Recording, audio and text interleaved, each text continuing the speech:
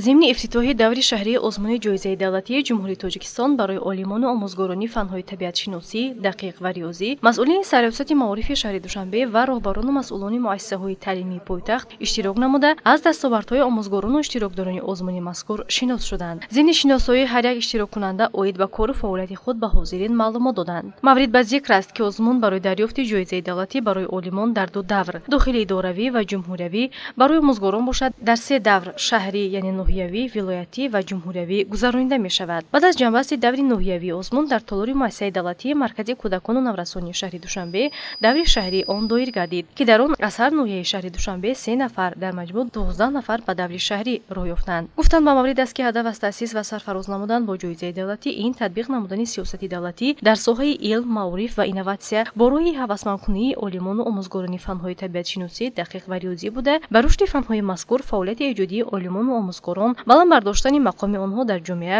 такмили методикаи таълим ва омӯзиши фанҳои табиатшиносӣ Дақиқ ва Риёзӣ аз ҷониби хонандагону донишҷӯён, магистрантон ва докторантон аз рӯи ихтисос равона гардидааст.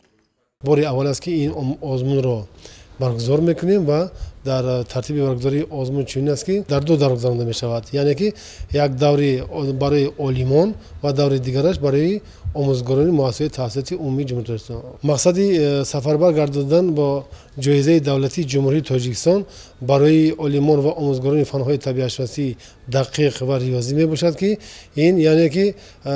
боз дар амал татбиқ кардани сиёсати давлатӣ дар соҳаи илми морӣ ва пайдо намудани чеҳраҳои нави олимону омӯзгорони муассисаи таҳсилоти умумӣ мебошад.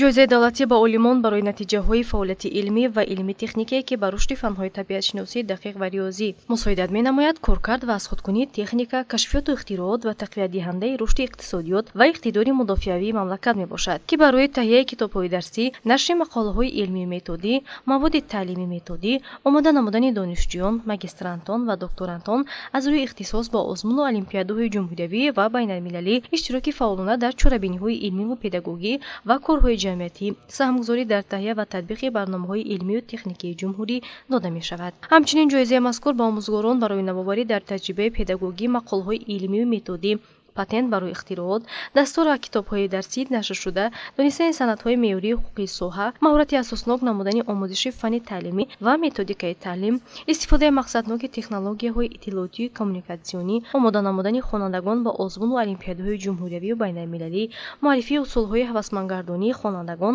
фарҳанги муошират, сатҳи забондонӣ, ҳамкории омӯзгор бо хонанда, падару модар ва ҳамкорон тақдим мегардад.